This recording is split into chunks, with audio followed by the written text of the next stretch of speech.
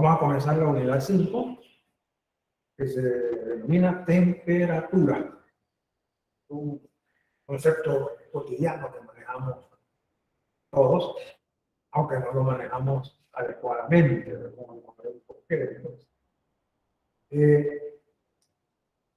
Quiero hacer una pequeña introducción tema, porque resulta de que ya estudiamos la presión, conocemos del volumen, y nos hace falta una cantidad importante que es la temperatura. La temperatura es fundamental para una rama de la física que se llama termodinámica. La termodinámica estudia la relación entre trabajo, energía, presión, volumen y también incluimos la temperatura. ¿En qué se fundamenta la termodinámica? La termodinámica está fundamentada, como todas las ramas de la física, en leyes. Tenemos, por ejemplo, la ley cero de la termodinámica, que se conoce como ley del equilibrio térmico. Realmente la ley cero de la termodinámica es la definición, digamos, científica de la temperatura. O sea, la definición de temperatura está ligada a la ley cero de la termodinámica. Y luego tenemos la primera ley de la termodinámica, que es la ley de la conservación de la energía en los sistemas termodinámicos. La conservación de la energía está asociada a un término energético importante, que es la energía interna. O sea, la primera ley destaca la energía interna de un sistema. Y resulta que la energía interna depende de la temperatura. O sea, no puedo estudiar la energía interna si no conozco de la temperatura. Y luego está la segunda ley de la termodinámica, que también la abordamos en este curso, que es la segunda ley, nos dice en qué dirección ocurren los procesos en la naturaleza. Todos los procesos tienen una dirección en la naturaleza. ¿Quién define si un proceso ocurre o no ocurre en la naturaleza? La segunda ley de la termodinámica. Y la segunda ley está asociada con otro concepto que vamos a ver más adelante, que es la entropía. Las evaluaciones de entropía nos permiten saber si un proceso ocurre o no ocurre jamás en la naturaleza.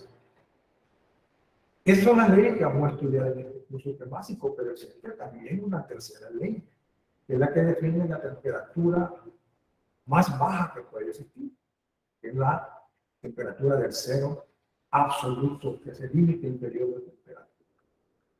Entonces podemos ver que la termodinámica como rama de la física prácticamente arranca con el concepto de temperatura en forma moderna. Antiguamente, primero se descubrió la primera ley, después la segunda ley.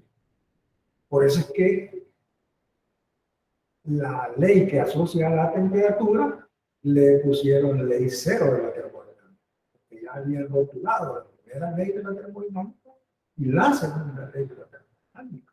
Posteriormente, se dan cuenta de que hay una ley asociada al concepto de temperatura y no le podían poner tercera ley sin el fundamento de la termodinámica. Entonces le ponen ley cero de la termodinámica. Es parte de la historia de por qué se llama ley cero. Ya habían descubierto la primera y la segunda. Bien, vamos a entrar entonces en materia acá.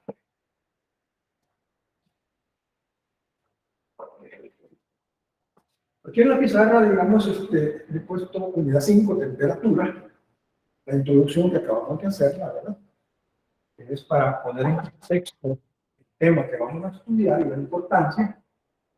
Y luego, temperatura dice concepto.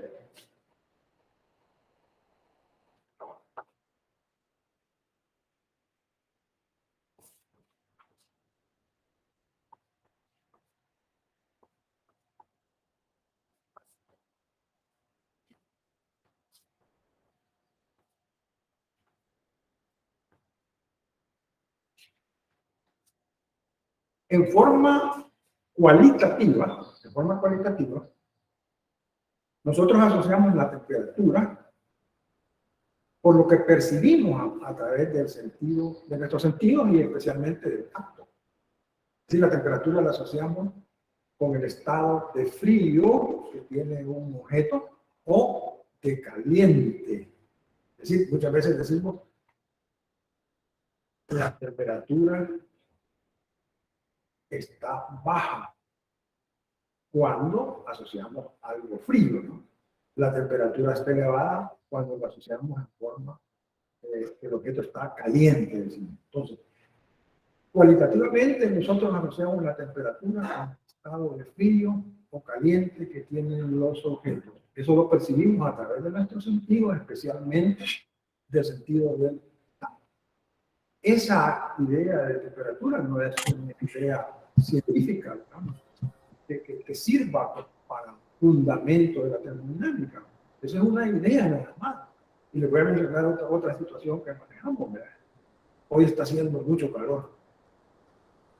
Hoy está haciendo frío, decimos. ¿Cómo deberíamos decirlo adecuadamente? Hoy está elevada la temperatura, cuando estamos hablando de que está haciendo mucho calor. Hoy está baja la temperatura cuando decimos que está haciendo mucho frío. Y no lo usamos así, porque el concepto de temperatura final es un concepto científico. Entonces, en el lenguaje cotidiano y en forma cualitativa, nosotros asociamos la temperatura a otros procesos, que no son exactamente lo que es temperatura. Es decir, eso es como tener una noción, le llaman intuitiva, de lo que es el concepto. De hecho, lo hemos visto anteriormente cuando hablábamos de la fuerza. La fuerza la asociamos a un jalón, a un tirón de un objeto, pero eso no es fuerza. ¿No? Eso no es fuerza. Entonces vamos a decir lo siguiente.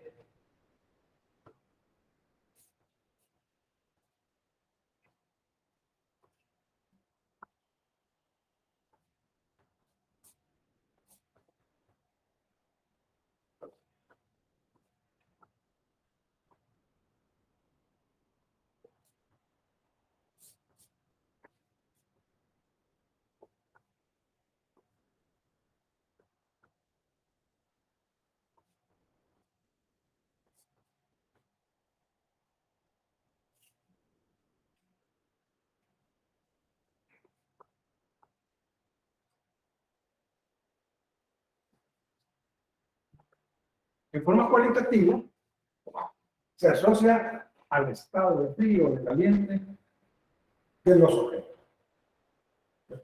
Esa es como la primera idea de temperatura que nosotros tenemos.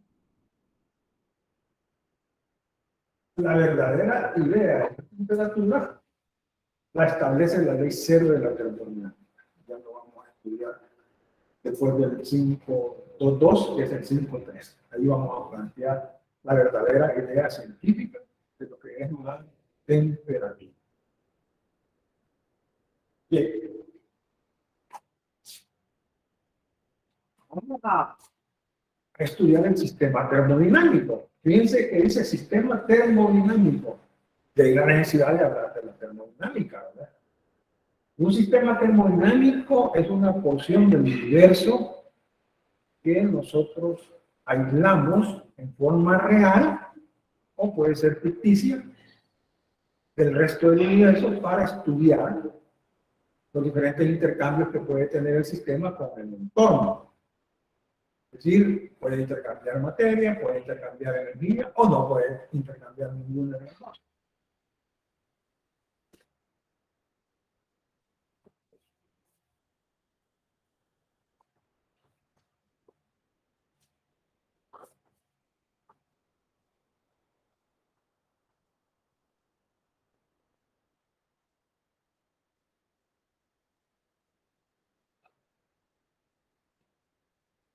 Esa figura me representa el sistema termodinámico.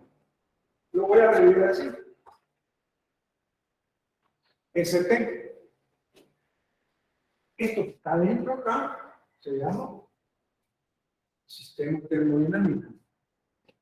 Es una porción aislada del resto del universo, la cual yo necesito estudiar. Entonces, todo lo que está aquí afuera del sistema se llama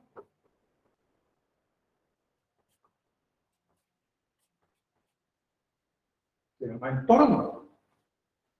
Eso se llama entorno.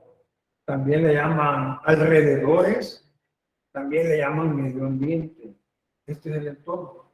Entonces, me interesa estudiar las interacciones energéticas, térmicas que tiene el sistema con el entorno. Es decir, el sistema puede interactuar en el entorno y el entorno puede interactuar con el sistema. Al final, el sistema termodinámico permite hablar de qué tipo de intercambio puede tener ese sistema. Y es así como aparecen los tipos de sistema.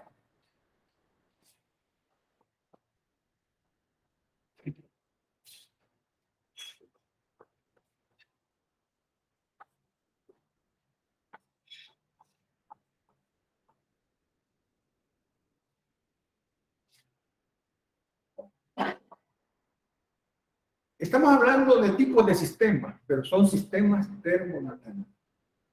Aquí aparece el sistema abierto.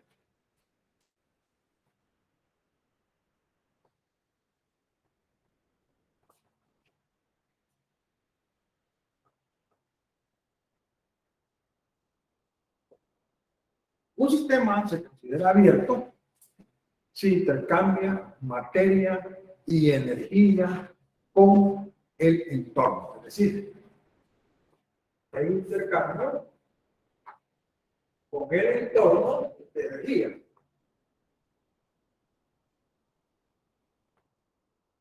Hay un intercambio de materia.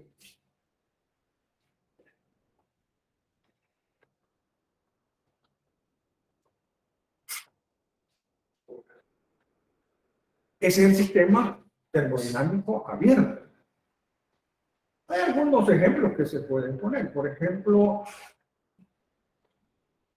el motor de un vehículo. El motor de un vehículo requiere de combustible porque se lo consume, ¿verdad? Entonces ahí estamos intercambiando materia con el entorno. Pero también al quemar el combustible, toda la energía que no puede procesar para poder moverse, la tira por el escape. Está intercambiando energía con el entorno. Entonces, el motor de un vehículo se puede considerar un sistema abierto. También los vehículos son ocupados por seres humanos y que después de que ya el vehículo ya se parqueó, salen del sistema. Es decir, hay un intercambio de materia, ¿verdad? Así como un ejemplo grueso. Quiere decir entonces que aquí vamos a tener las dos formas de interacción con el entorno, materia y también energía. ¿Qué tal si pensamos en una taza de café bien caliente? La taza de café intercambia energía con el entorno, va a llegar un momento en que va a bajar su temperatura, se va a enfriar, decimos nosotros, y también se vaporiza. Si está bien caliente, desprende vapor. Hay varios intercambios de materia. Entonces, hay varios ejemplos que ustedes pueden meditar para los sistemas abiertos. El sistema cerrado.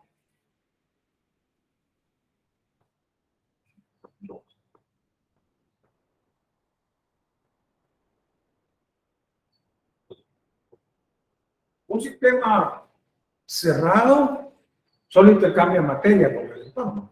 ¿Sí? Solo va a ocurrir acá.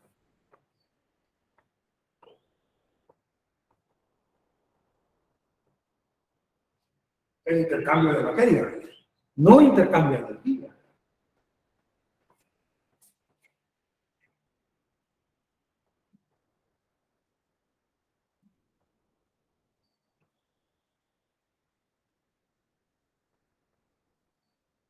No hay intercambio de energía, solo de materia.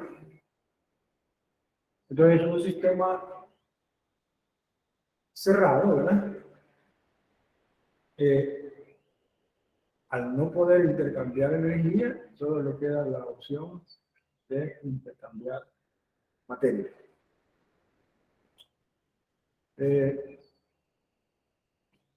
Podemos nosotros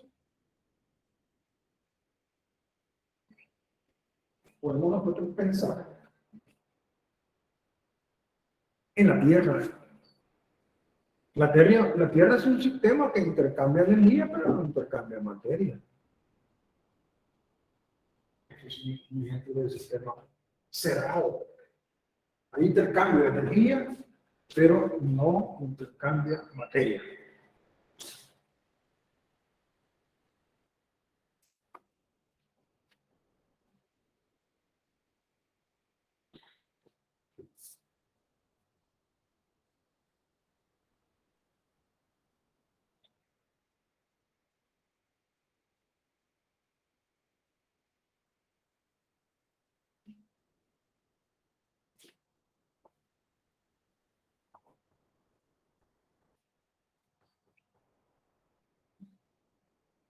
El sistema aislado, ahí no intercambia materia ni intercambia energía.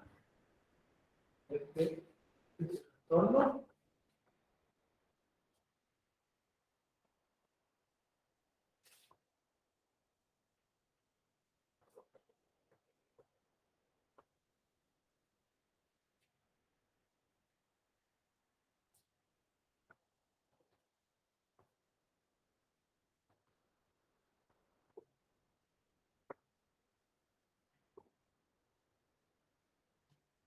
un termo que tiene café, por ejemplo, es un sistema aislado para un intervalo de tiempo definido, ¿verdad? No intercambia materia ni energía. Y el café, me lo voy a tomar dentro de 15 minutos, está en las condiciones en que yo lo dejé. Por supuesto que si el café me lo tomo 2 días después, no hay ningún aislante perfecto, ¿verdad? La temperatura va a descender, va a bajar hasta llegar a la temperatura de equilibrio térmico ambiental, después de 2 días, 3 días. ¿Qué es lo que pasa con todos los sistemas estos aislados? ¿Verdad? No hay aislante perfecto. Hoy tenemos los 3 sistemas termodinámicos que nosotros conocemos: el abierto, el cerrado y el aislado. Ahora, ¿cómo puedo yo describir un sistema termodinámico?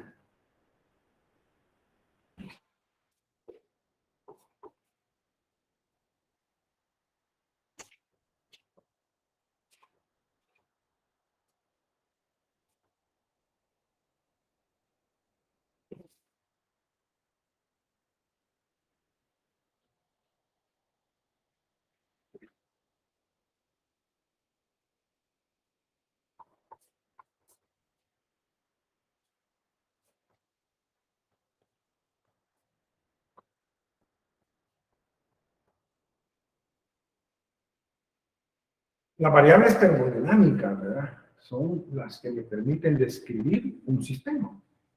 Si este es mi sistema termodinámico. Disculpe, ingeniero. ¿Sí? En el sistema cerrado dice que no intercambia materia o energía. Materia ni energía. Las dos no intercambian. En el cerrado. No intercambia, no intercambia materia ni energía. En el cerrado. En el aislado. En el cerrado hay un intercambio de materia, pero no de energía.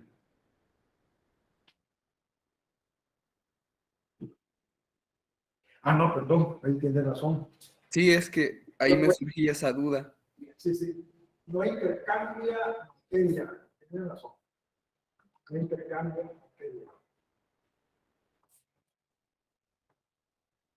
Pero sí intercambia energía. O sea,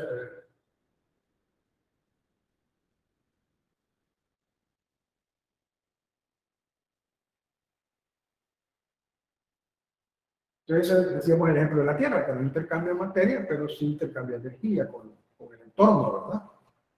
Entonces, el ejemplo estaba bien, pero ahí había escrito mal. Gracias por la corrección. Vale. Las variables termodinámicas me sirven a mí para describir un sistema termodinámico.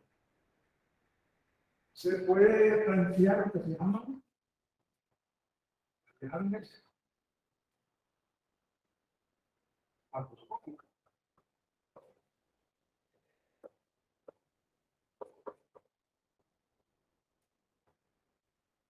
Esas variables macroscópicas son variables termodinámicas, ahí para abreviar, ¿verdad? Variables macroscópicas. Y hay variables microscópicas.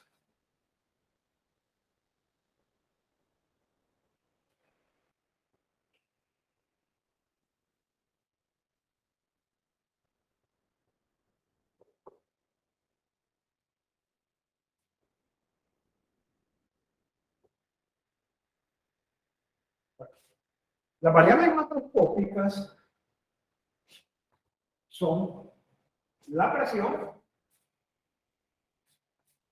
el volumen, la temperatura que vamos a estudiar,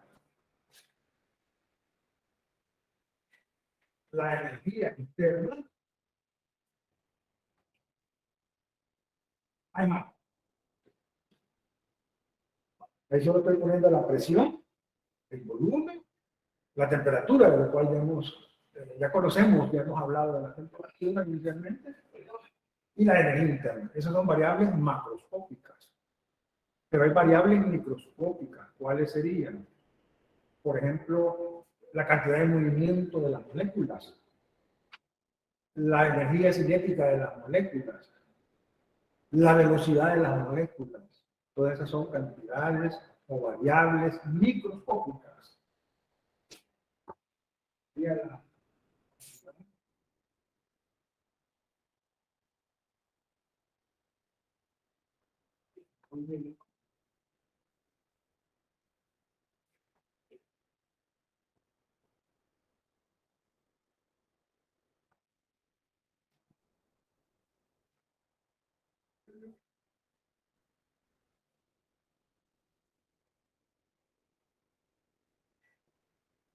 Cantidad de movimiento molecular, energía cinética molecular, ¿verdad?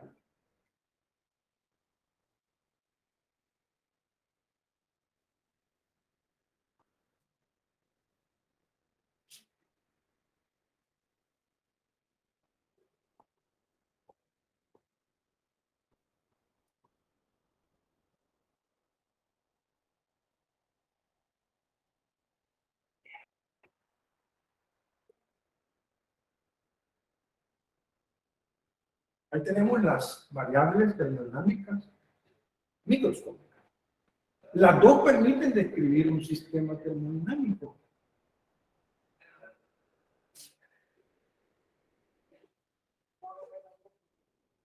Con esas variables macroscópicas se ha formado el área que se llama termodinámica clásica.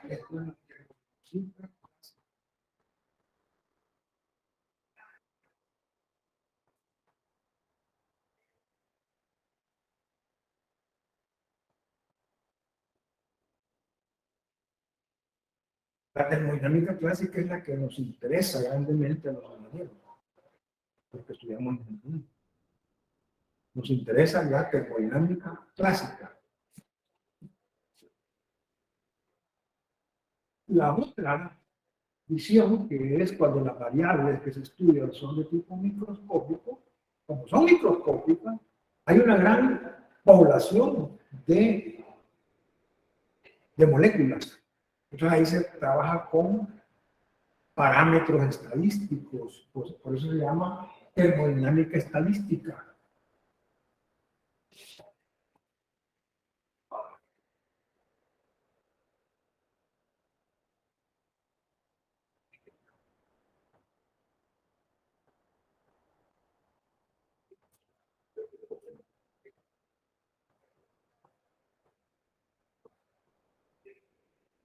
Esta, por ejemplo, es una rama que preferencialmente la estudian los compañeros que estudian ciencias, licenciados en física, licenciados en química, enfocan el estudio de la termodinámica más a variables microscópicas.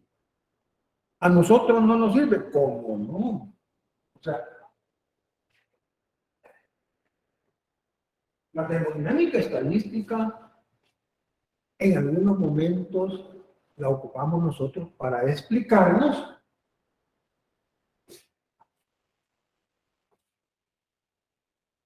en forma microscópica qué es la presión. Porque yo ya conozco en forma macroscópica que la presión es fuerza sobre área. Pero microscópicamente, ¿verdad? Yo puedo conocer la explicación que me diga qué realmente es la presión. Microscópicamente, yo puedo conocer qué es la temperatura, la cual inicialmente la vamos a conocer en forma macroscópica. Entonces, la termodinámica estadística a nosotros nos sirve para explicarnos algunos conceptos que son importantes y que necesitan una profundización mayor. Entonces, por ejemplo, más adelante, estamos comenzando ahorita, vamos a ver que la temperatura en los objetos es una medida de la energía cinética promedio de sus moléculas.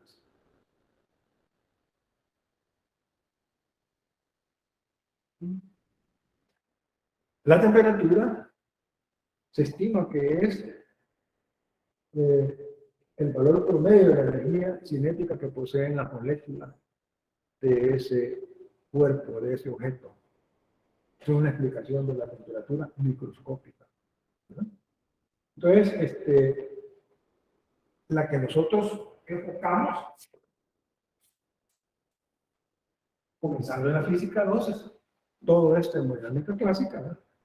Y cuando llegamos a nuestras carreras, ahí vamos a tener carreras que tienen dos cursos de termodinámica. Termodinámica 1, termodinámica 2, pero fundamentada en la termodinámica clásica y a momentos por ahí, ocupando partecitas ahí de la termodinámica estadística para explicarnos, profundizar un poco en los conceptos. Esa es la idea, ¿no? Ven entonces la necesidad de hacer una introducción acerca de lo que es la termodinámica. Porque no podemos estar hablando del término termodinámica sin tener una idea de qué estudia la termodinámica, que es una rama de física, ¿verdad? Entonces, por eso la introducción. Bien, vamos a poner otros contenidos ahí para seguir avanzando en este estudio.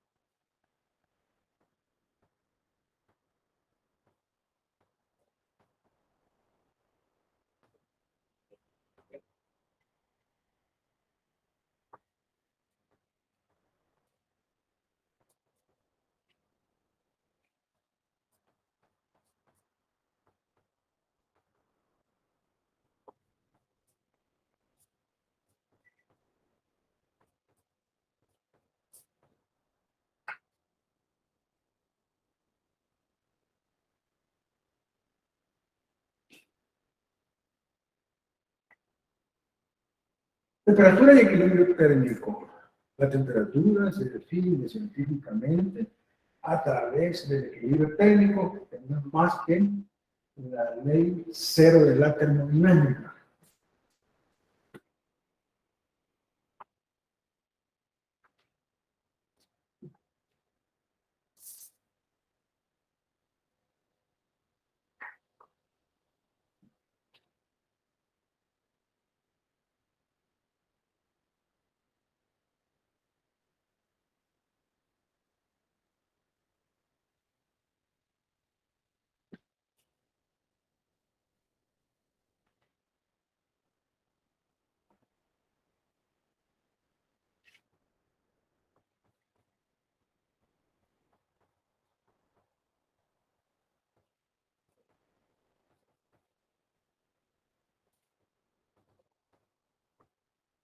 Primero vamos a ir en búsqueda del concepto de lo que es el equilibrio térmico.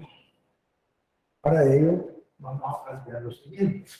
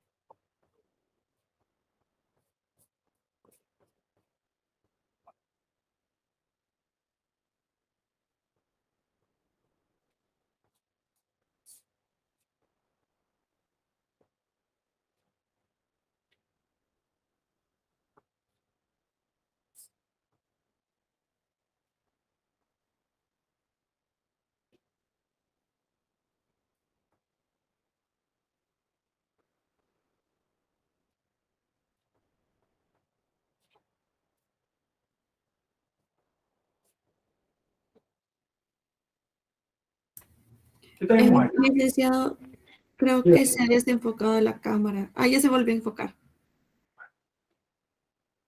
Equilibrio térmico decía que vamos tras el concepto de equilibrio térmico. Entonces, ¿ahí qué tenemos? Tenemos un objeto A y un objeto B en un recipiente que tiene una parte que está rayada ahí que se llama pared adiabática. Las paredes adiabáticas son aquellas que no permiten intercambio de energía entre un cuerpo y otro. Es decir, A y B no pueden intercambiar energía entre ellos. ¿Por qué? Porque lo impide esta pared.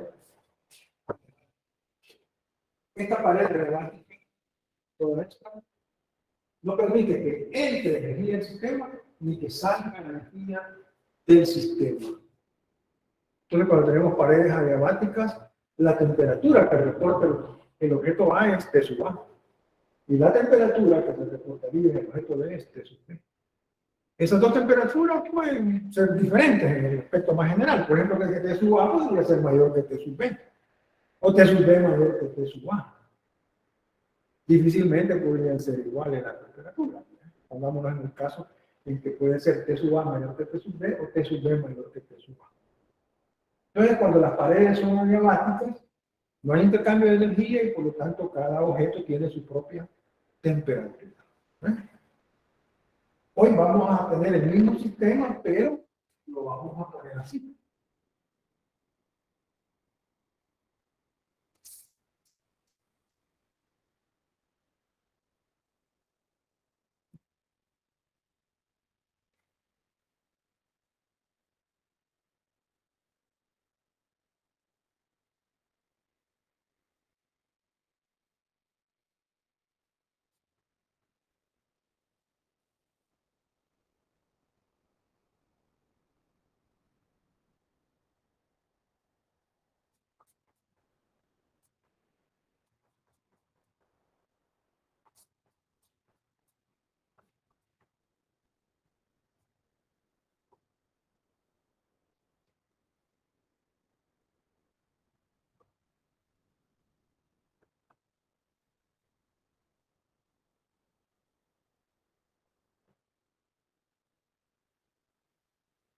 La parte rayada sigue siendo una pared adiabática, pero A y B van a entrar en contacto térmico porque tienen una pared que es diatérmica. Las paredes diatérmicas son aquellas que permiten el intercambio de energía. Las paredes adiabáticas no permiten el intercambio de energía, entonces va a pasar energía de A hacia B y de B hacia A. De tal manera que ese paso de energía va a ser tal que las temperaturas se igualen. En ese caso, vamos a tener una temperatura T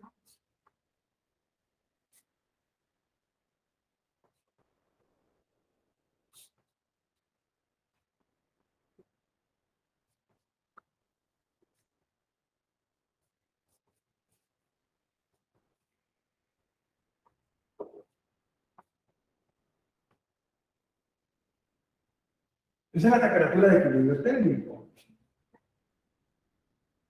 Es la temperatura a la que tienden todos los sistemas cuando intercambian energía. Todos los sistemas tienden a buscar el equilibrio, en este caso, el equilibrio térmico. Puede ser que inicialmente la temperatura de A sea mayor que la de B. Entonces, al intercambiarse la energía, va a haber un momento en donde las dos temperaturas se van a igualar. ¿Sí? Vamos a hacer un símil. Digamos que la temperatura de un objeto es alta acá y esta es la temperatura baja. Entonces, este objeto va a ceder energía, este la va a ganar hasta que se igualen. Hasta que se igualen.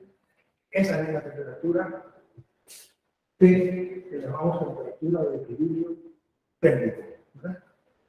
O sea que el equilibrio térmico requiere que haya un proceso de transferencia de energía entre los objetos, entre las sustancias, entre los cuerpos. ¿Cómo podríamos entonces expresar esa ley del equilibrio térmico? Es decir, la ley cero.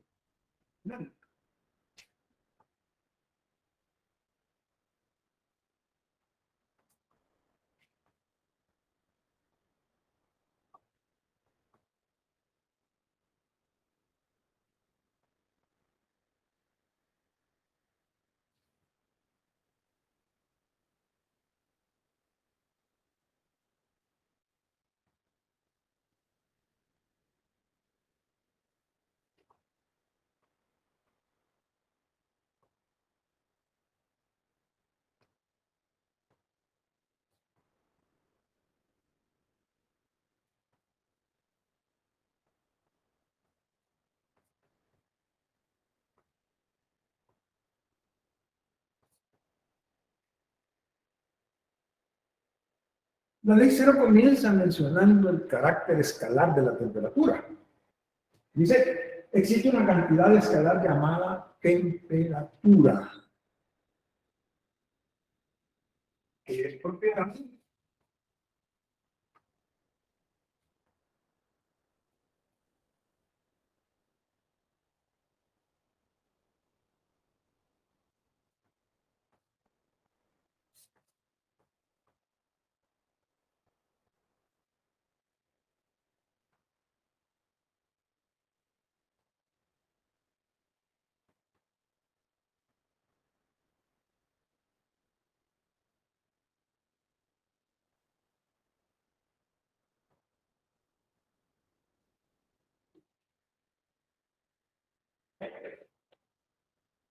La relación parece como evidente, ¿verdad? Aunque no lo sea. Dice, existe una cantidad escalar llamada temperatura, que es propiedad de todo sistema termodinámico en equilibrio. Ya no le pone equilibrio térmico porque sería como redundar, ¿verdad? Dos sistemas están en equilibrio si y solo si sus temperaturas son iguales. Viene diciendo dos sistemas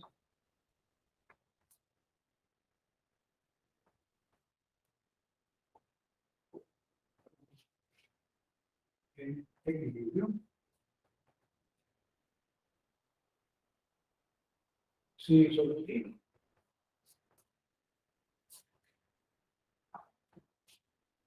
sus temperaturas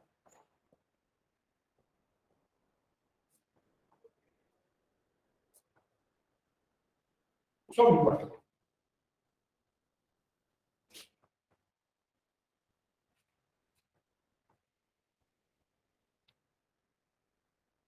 Dos sistemas están en equilibrio, o sea, es una explicación que da ahí. Sí, solo si sus temperaturas son iguales. Bien. Este es un enfoque, digamos, así de tipo cualitativo, para ir en la búsqueda del equilibrio térmico. El equilibrio térmico es planteado por la ley cero de la termodinámica. Se dice que la ley cero de la termodinámica define la temperatura en forma científica, que es lo que a nosotros nos interesa.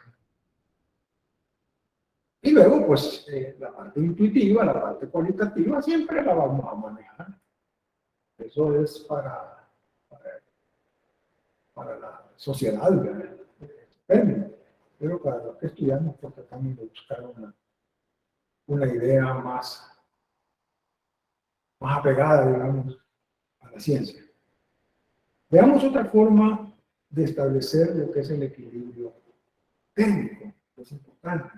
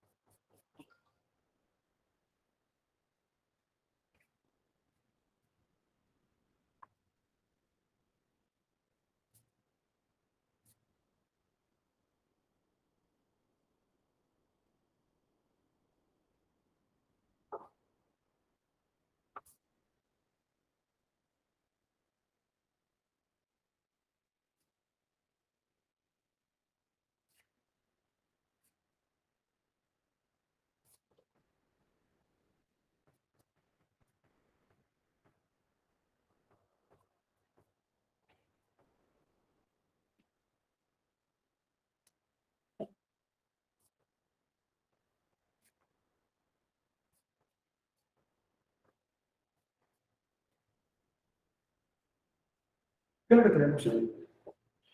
Y el primer esquema, tenemos un sistema, puede ser un cuerpo, ¿no? Pero puede, en general es un sistema A y un sistema C.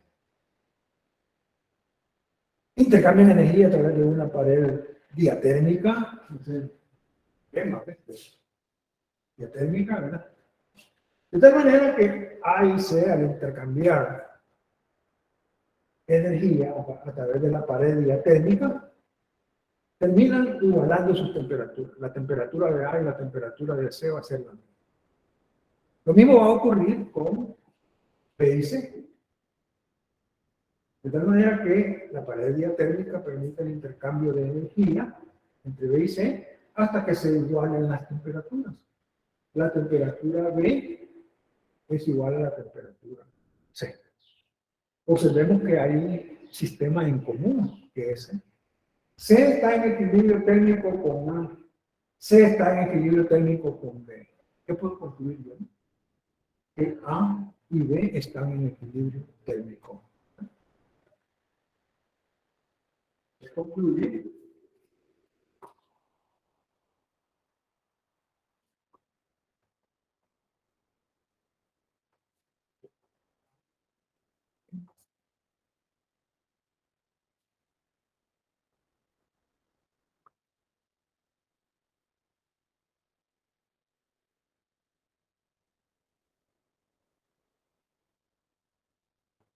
Por lo tanto,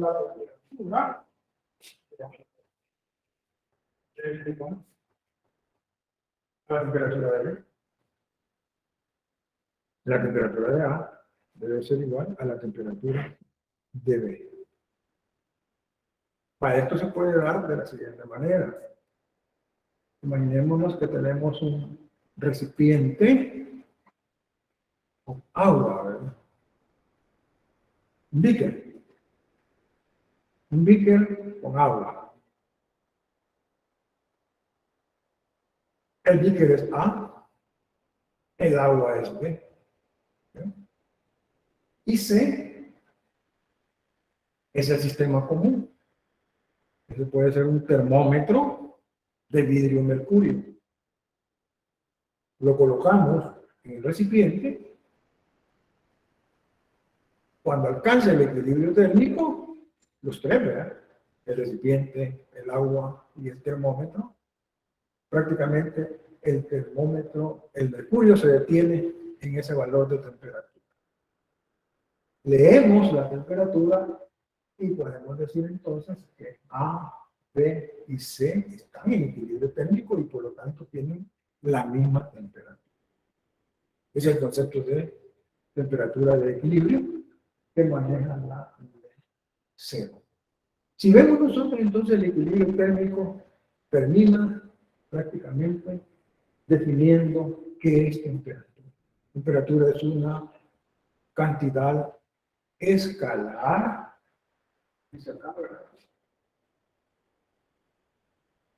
que es propiedad de todos los sistemas termodinámicos que están en equilibrio. O sea, la temperatura es una cantidad escalar y es una propiedad de los sistemas termodinámicos que están en equilibrio. Y ahí tenemos la idea básica de la temperatura. En forma, digamos, científica, establecida por la ley cero de la termodinámica. La temperatura es el fundamento de toda la termodinámica, junto con la presión, el volumen y la energía. Pero sin la temperatura no habría sido posible que se desarrollara la termodinámica.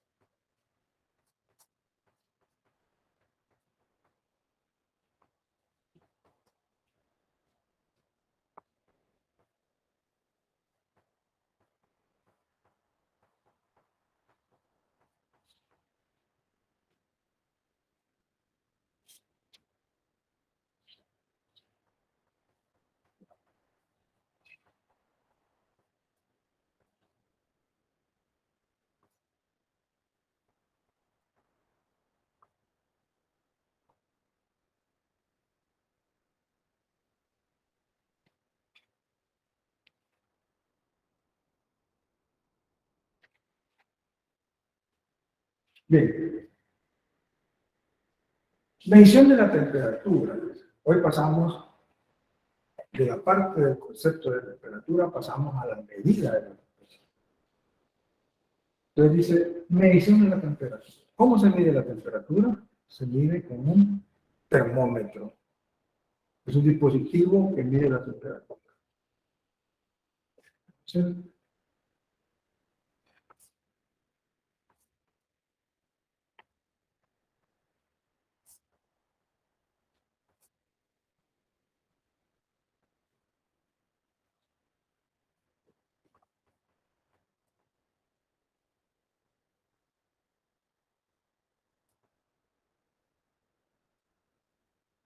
Y recuerdan, para medir la presión usamos un manómetro. Para medir la temperatura usamos un termómetro. Ahora habría que decir qué vamos a entender. No que entendemos, qué vamos a entender por termómetro.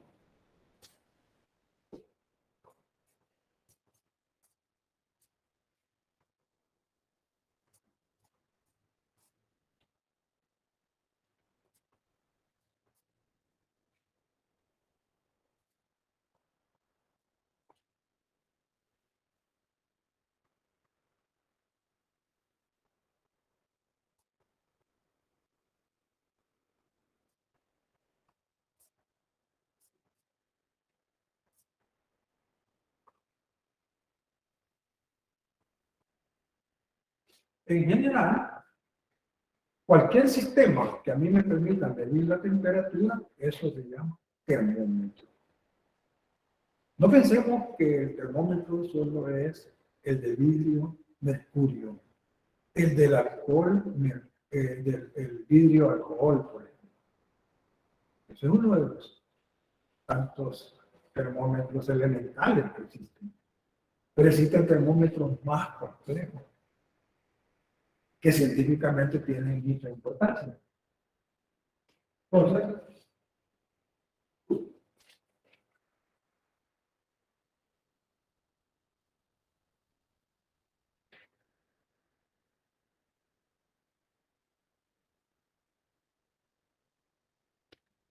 un termómetro, vamos a decir entonces que es todo sistema que permita medir la temperatura. ¿Cómo se diseña un termómetro? ¿Qué se requiere?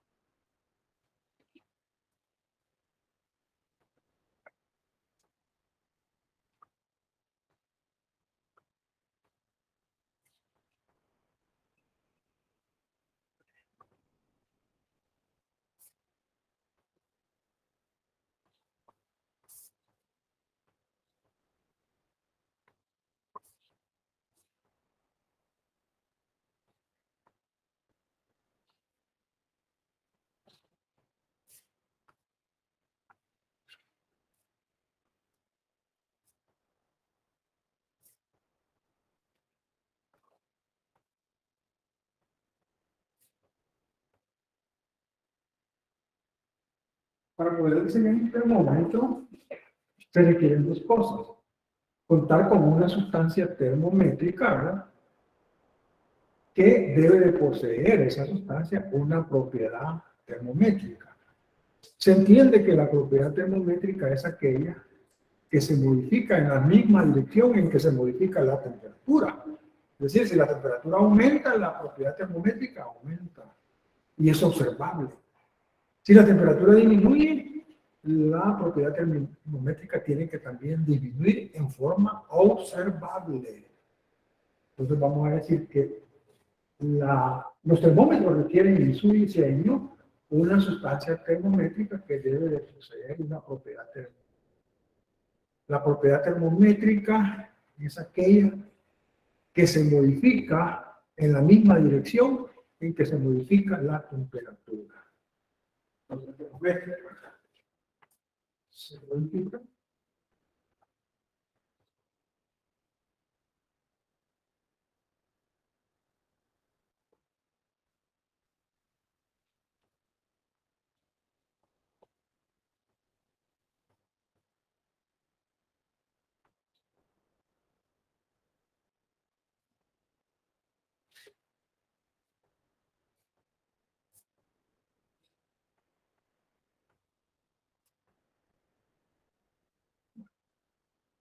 Vamos a hablar del termómetro de vidrio mercurio, que es el que todos conocemos comúnmente, ¿verdad?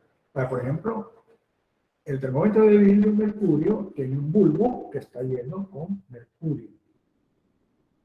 El mercurio es una sustancia que fácilmente se dilata cuando absorbe energía. Es decir, si absorbe energía, lo que va a hacer es dilatarse, es decir, aumentar su volumen. Pero cuando cede energía, se contrae, disminuye su volumen. Entonces, nosotros hemos observado que los termómetros de vidrio mercurio están diseñados en un tubo capilar muy finito. De tal manera que allí lo que observamos es el cambio de longitud de la columna. Cuando la temperatura aumenta, la longitud de la columna aumenta. Cuando la temperatura disminuye, la longitud de la columna, el termómetro de vidrio mercurio, disminuye. Entonces, la longitud, en este caso, constituye una propiedad termométrica de una sustancia termométrica que es el mercurio. Así como hablábamos de las sustancias manométricas, ¿se recuerdan? Que son las que ocupan el manómetro. Entonces, de alguna manera, pues, se requiere eso.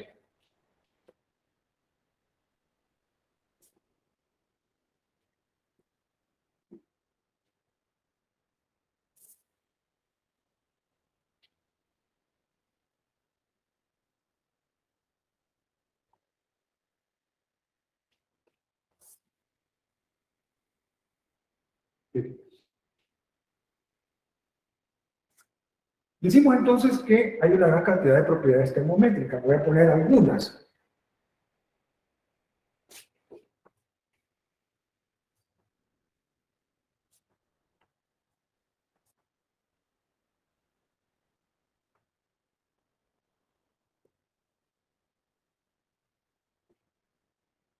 La resistencia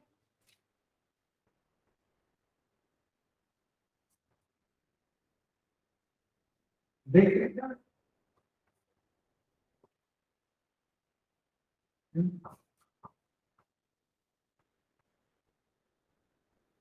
la resistencia eléctrica en los sólidos ha permitido diseñar lo que se llama un termómetro de resistencia.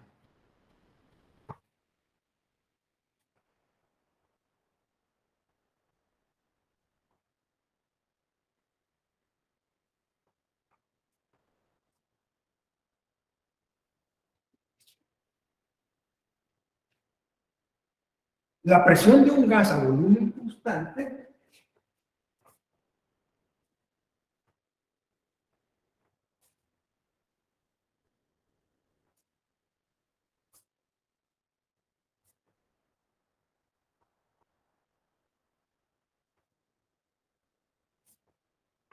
es otra propiedad termométrica, ha permitido diseñar el termómetro de gas a volumen constante. Lo voy a abreviar así. Termómetro de gas a volumen constante.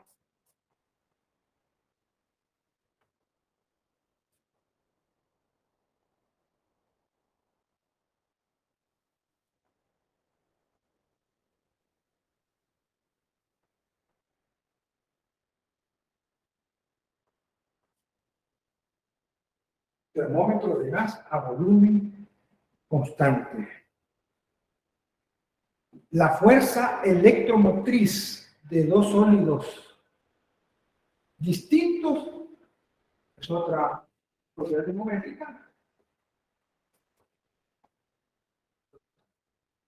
Electromotriz de dos sólidos distintos.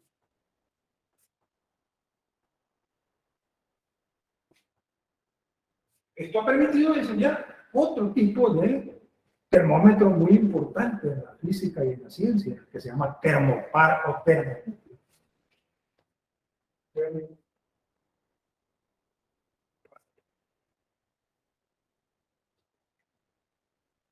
Son tres ejemplos de propiedades termométricas. Hay más, hay más. Por cuestiones de tiempo, basta con tres. Hay más ejemplos. Por ejemplo, la intensidad de radiación. Esta ha sido para hacer mediciones de temperaturas altas en metalurgia a través de lo que se llama el pirómetro óptico.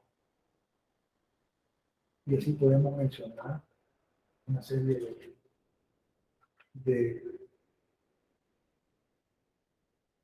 propiedades termométricas que han dado origen a un termómetro. Por ejemplo, la longitud, decíamos, ¿verdad? Termómetro de vidrio mercurio. La longitud de la columna. Ahí no verifica realmente lo que se dilata es el volumen, pero como el diámetro del tubo capilar es tan chiquitito que lo que vemos es una columna de longitud L, ¿verdad? Es despreciable la sección transversal.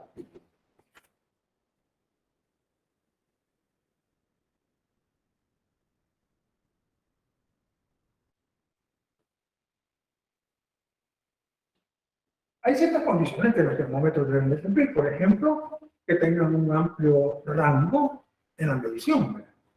Por ejemplo, los termómetros que se llaman estos pirómetros ópticos, ¿verdad? Permiten medir temperaturas entre 700 grados Celsius y 3200 grados Celsius. El termómetro de gas a volumen constante también tiene un rango. Mide desde menos 27 grados Celsius a 1477 grados Celsius. Es decir, tiene una amplia gama de valores de temperatura que se pueden medir. Ahora, aquí hay algo que es importante. Relación temperatura-propiedad termómetra.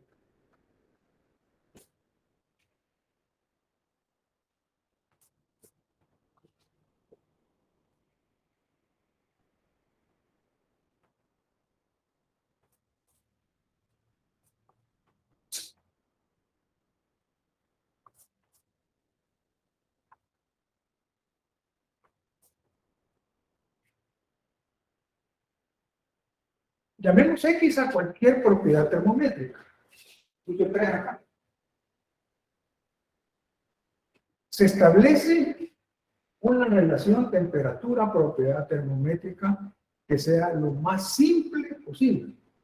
¿Cuál es la relación matemática más simple posible? Una relación lineal. Aparte de ser simple, permite que las escalas sean uniformes. Y por lo tanto, el termómetro es accesible a la sociedad. Madres de familia, en la temperatura de sus bebés, en la casa.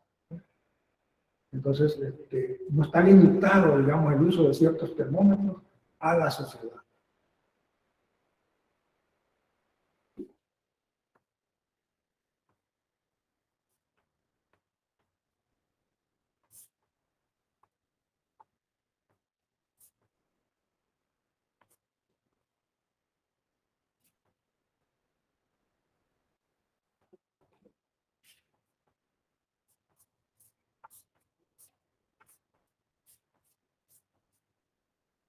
Esa es la relación más simple, una línea recta entre la temperatura y la propiedad termométrica X. O sea, T de X es igual a X más B. X es la propiedad termométrica que nosotros ocupamos para diseñar el termómetro. ¿Qué me representan A y B? Esto me representan dos constantes. Esto es una línea recta del tipo Y igual a B más X. Esta y esta son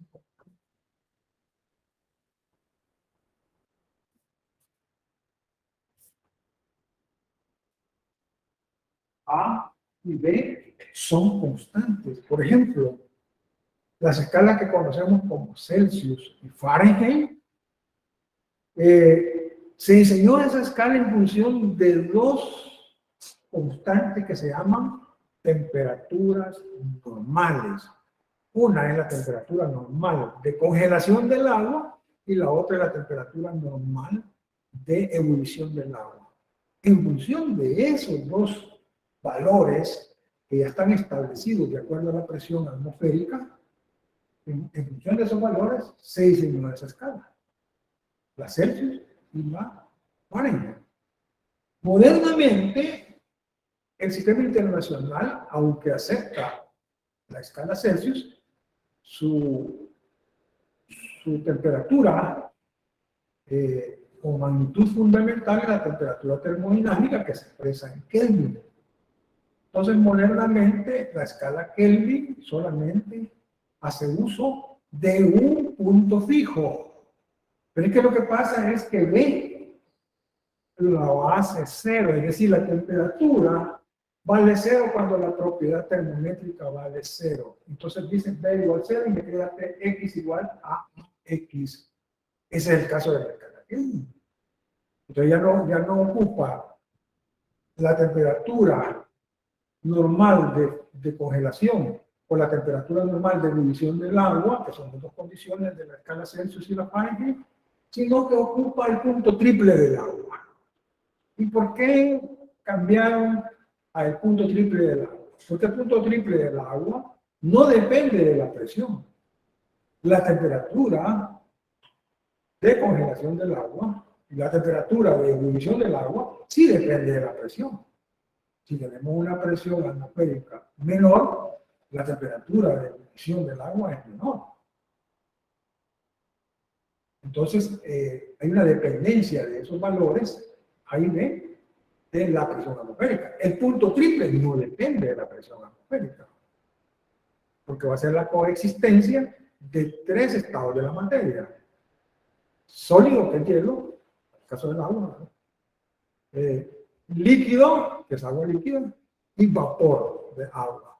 Esos tres estados están en equilibrio térmico cuando tenemos el punto triple de agua. De eso vamos a hablar en la próxima clase. Estaríamos prácticamente terminando nuestra primera sesión con este material para en la próxima clase abordar la parte de cómo se han diseñado las escalas Celsius, Fahrenheit y Kelvin. Y luego relacionar la escala Kelvin con la temperatura absoluta, por supuesto, ¿verdad? Es una temperatura absoluta. Y luego hablar de la temperatura absoluta del gas ideal. Entonces estaríamos prácticamente terminando acá la parte teórica, ¿verdad?